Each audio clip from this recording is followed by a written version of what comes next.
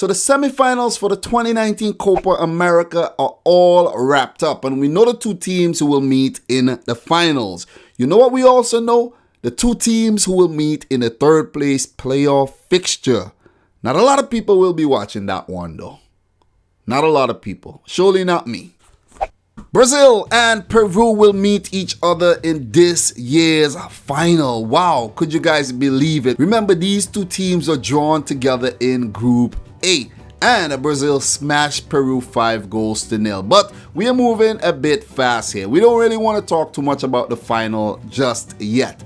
Let's just do a brief recap of how each of the semifinals went. Like I predicted, Brazil defeated Argentina 2-0, courtesy of a 19th-minute goal by Gabriel Jesus and a 71st minute goal by Roberto Firmino. Firmino did provide the ball for Jesus to open the scoring just after Dani Alves had just sliced apart Argentina's defense. Like, that was brilliant. The build up to that goal is one to remember. Brazil 1, Argentina 0. Their second goal was another brilliant one. It was a counter-attacking goal. Argentina's defense left gaping, and Jesus was the provider this time for Firmino's goal. We all can agree that this was Argentina's best performance at the tournament, and Lionel Messi and his boys complained that the refereeing wasn't great at all, and that caused them to lose the game. Maybe they think that the referee favors Brazil, but I don't think so. I think Argentina played well, but with very little luck. They struck the crossbar, they got their chances, they just couldn't put them past Alisson. This was Messi's best game of the tournament as well, and he couldn't produce the goods. He had the free kicks that he could have put past Alisson, but he didn't.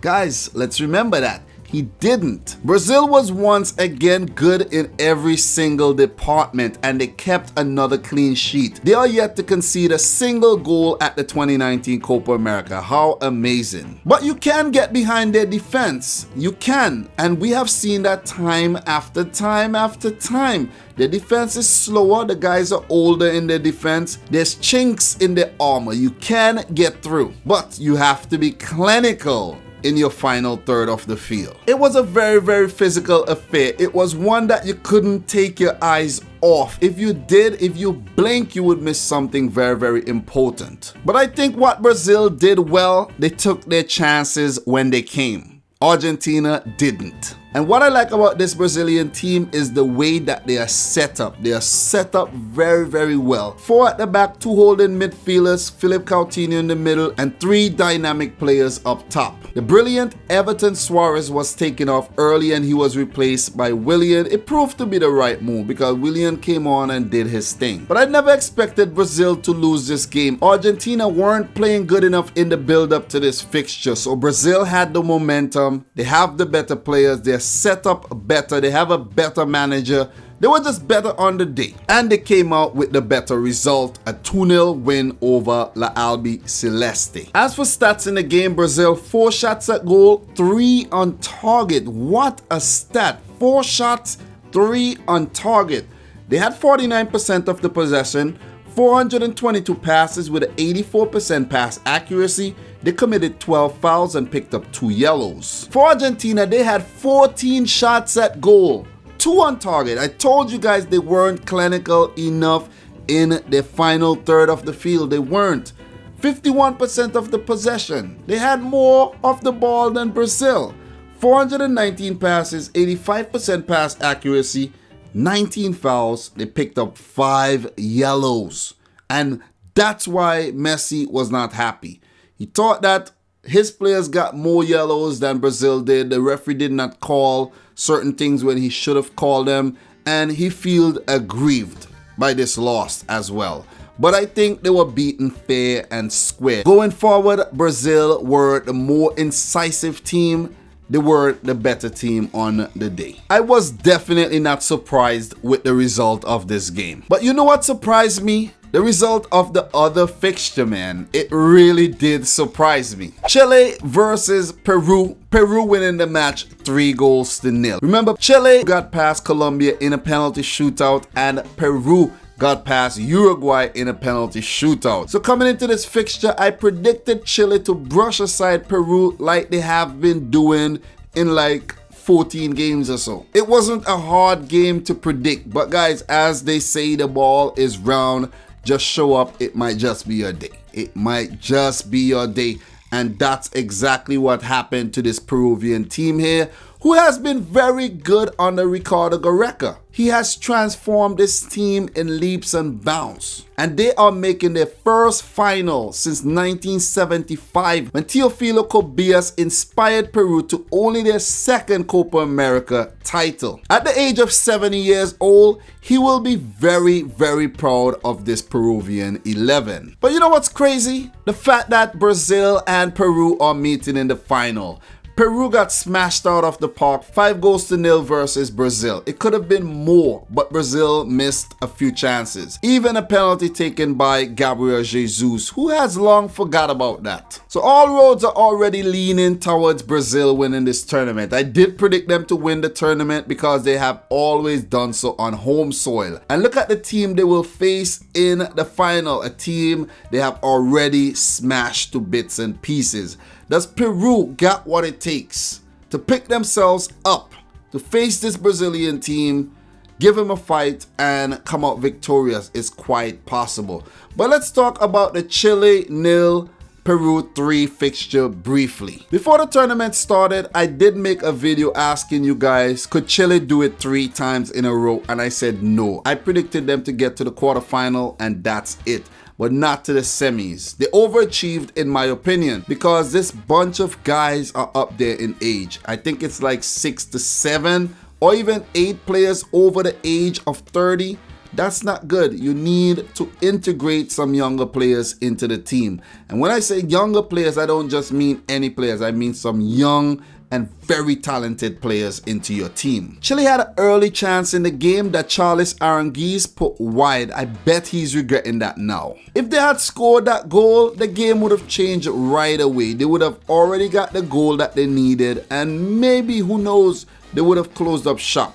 It would have been very difficult for Peru to get back into that game. But it would be Peru who scored first in the 21st minute when a wicked ball came into the box. It came off the head of Andre Carrillo, who was attempting a header. It fell nicely to Edinson Flores unmarked at the far post, and he belted it past Arias to give Peru the lead. And at that time I was like, oh my goodness, Peru are in the lead. Something's going down today. Are Peru gonna make it to the finals today? And then they got a second. Their second goal was one of the most comical goals you can ever see. It was via free kick taken deep in Peru's defense. Chile was playing a high line. The ball came over and the speedster Carrillo chased it down, and for some reason goalkeeper Arias thought that he could get to it before Carrillo. He didn't. He was already way off his line. Carrillo managed to get around him and get a really good cross to Yotun, who was unmarked in the middle,